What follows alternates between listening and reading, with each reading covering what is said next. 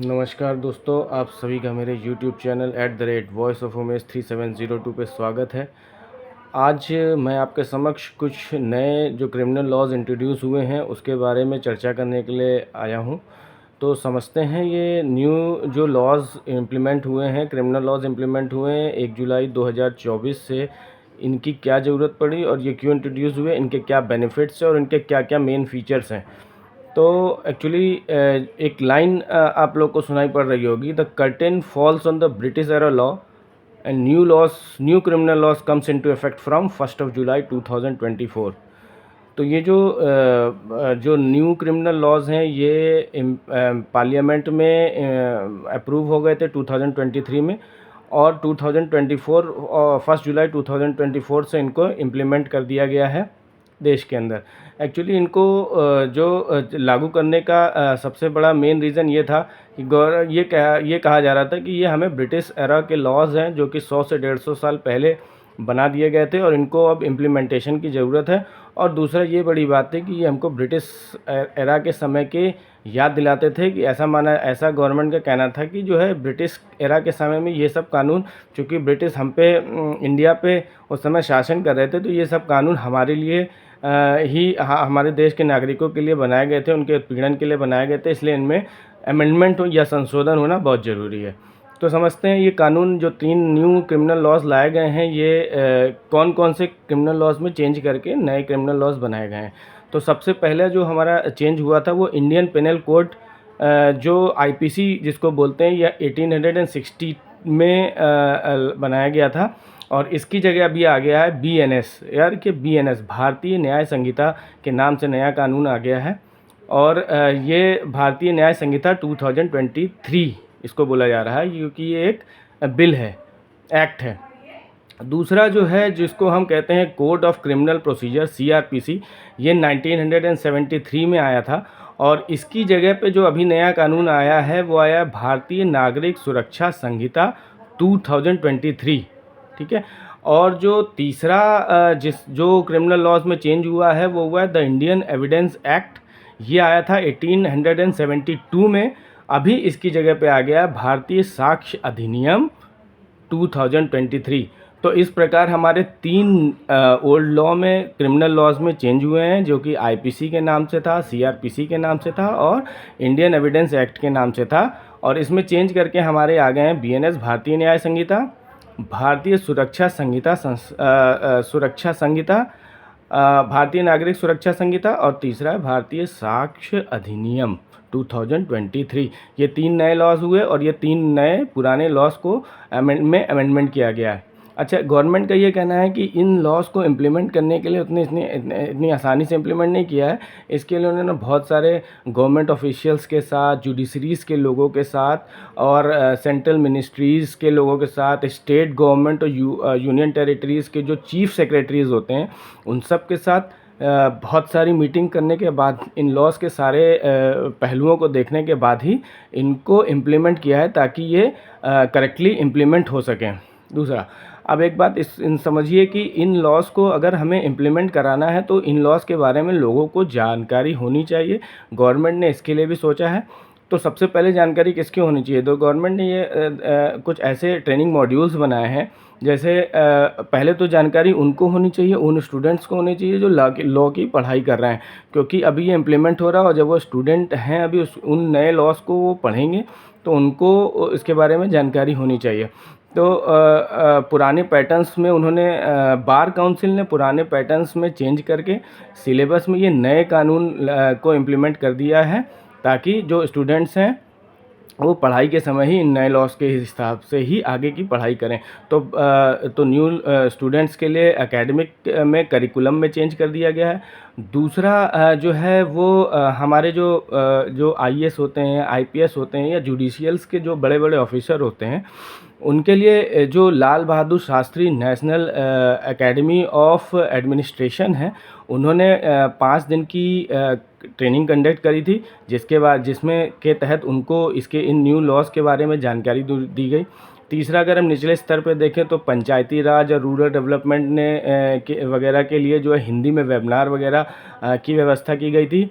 है ना। और जो हमारा जो ब्यूरो ऑफ पुलिस है, ब्यूरो ऑफ पुलिस जो कि हमारी होम मिनिस्ट्री के अंतर्गत आती है, इन्होंने करीब 13 मॉड्यूल्स तैयार किए गए थे, ट्रेनिंग के तैयार किए कर रखे हैं, जो कि हमारे पुलिस ऑफिसर्स और जो कानून से रिलेटेड लोग हैं उनको ये मॉड्यूल्स के तहत ट्रेनिंग दी जाएगी।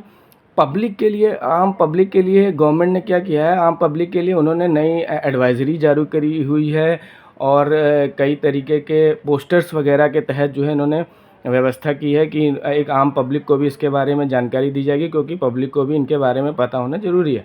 दूसरा जो है, अगर हम देखें तो प्रेस जो हमारा एक मजबूत स्तंभ है, प्रेस इंफॉर्मेशन ब्यूरो ने कई तरीके की कंडक्ट ट्रेनिंग मॉड्यूल्स इन्होंने भी बनाए हैं और इन्होंने प्रेस से रिलेटेड या मीडिया से रिलेटेड जितने भी बड़े लोग हैं उनके लिए अपने ट्रेनिंग मॉड्यूल्स बना रखे हैं, जिसके तहत इनको इसकी नए क्रिमिनल लॉज के बारे में जानकारी दी जाएगी।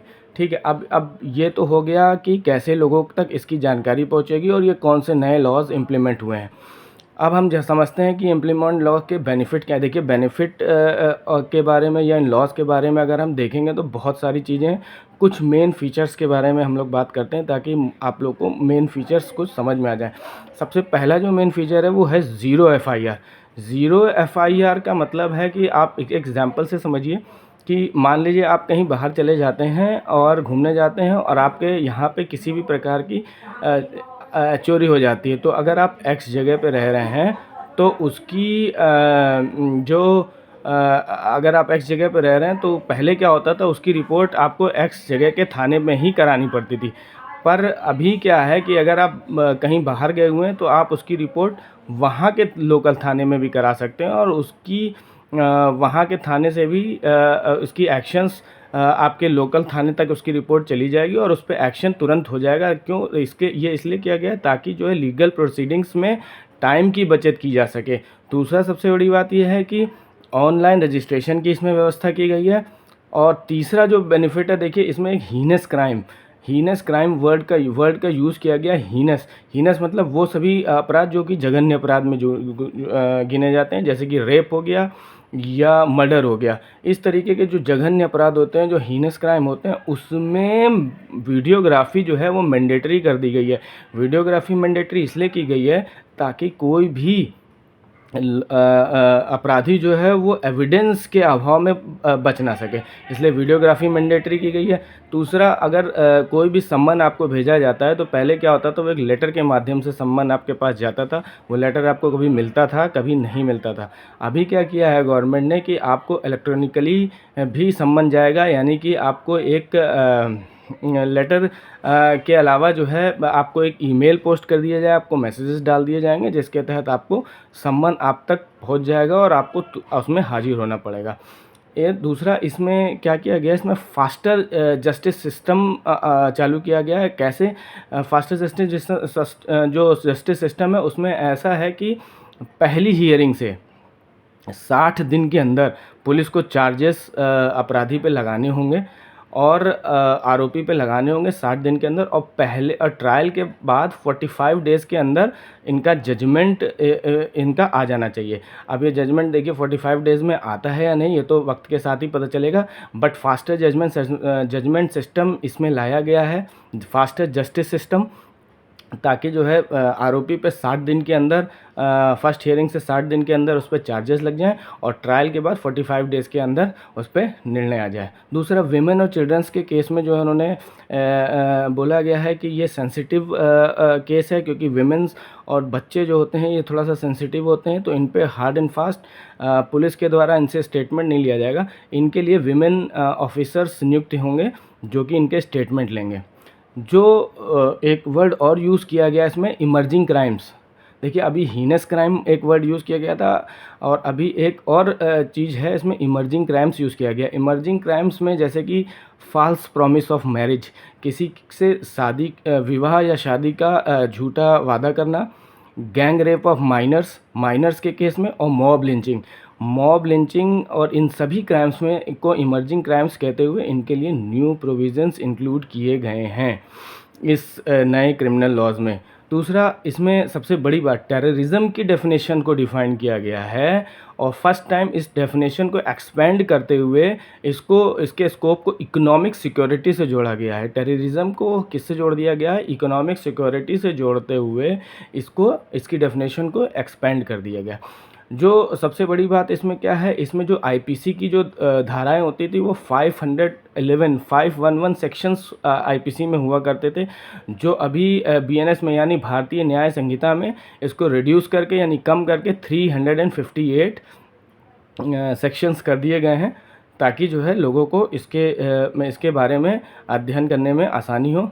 और जो सबसे मेजर बात, जब भी हम किसी लीगल के बारे में पढ़ते हैं या लीगल पेपर्स देखते हैं तो उसकी भाषा एक आम आदमी को या एक आम नागरिक को जल्दी समझ में नहीं आती थी। तो इसमें गवर्नमेंट ने किया क्या, इसकी भाषा को ऐसा बनाया जाएगा ताकि इसमें आम आदमी को या आम नागरिक को इसकी भाषा, कानून की भाषा समझ में आ सके ईजी वे में। ठीक है, ये तो हो गया इसके मेन फीचर। अब अगर हम इसकी आलोचना की बात करें तो इसकी देखिए, विपक्ष आलोचना कर रहा है कुछ पॉइंट्स को लेकर के। तो विपक्ष आलोचना क्यों कर रहा है? विपक्ष ये कह रहा है कि पहले जो है अगर कोई क्राइम होता था तो उसमें एक शक की बिना पे जो लोगों को पुलिस पकड़ती थी तो उसमें 15 डेज़ का ट्रायल उनके साथ होता था। अभी इसको बढ़ा के 60 से 70 डेज़ हो गया है। तो विपक्ष का ये कहना है कि देखिए, अगर उस पर अभी दोष साबित नहीं हुआ है तो वो निर्दोष भी हो सकता है। तो किसी निर्दोष आदमी को 60 से 70 दिन या 60 से 70 डेज़ पुलिस के ट्रायल में रखना, ये बहुत अच्छा निर्णय नहीं है, क्योंकि 60 से 70 दिन में पुलिस उनसे ट्रायल में किसी भी तरीके का बर्ताव कर सकती है। दूसरा विपक्ष का ये कहना है कि देखिए, इसमें पुलिस को पावर मिल गई है, एक्स्ट्रा पावर मिली है। पुलिस किसी को भी न्यू लॉज के अंतर्गत बुक कर सकती है, या उसमें एक यूएपीए नाम का लॉज होते हैं, अगर उसके अंतर्गत पुलिस ने उसको बुक कर दिया तो उसमें बेल नहीं होती है, तो उसके अंतर्गत भी बुक कर सकती है। तो इसमें पुलिस को नई पावर्स मिल गई हैं और उस पावर्स का हो सकता है पुलिस दुरुपयोग करे। तो इस तरीके के कुछ पॉइंट्स पे विपक्ष विरोध कर रहा है।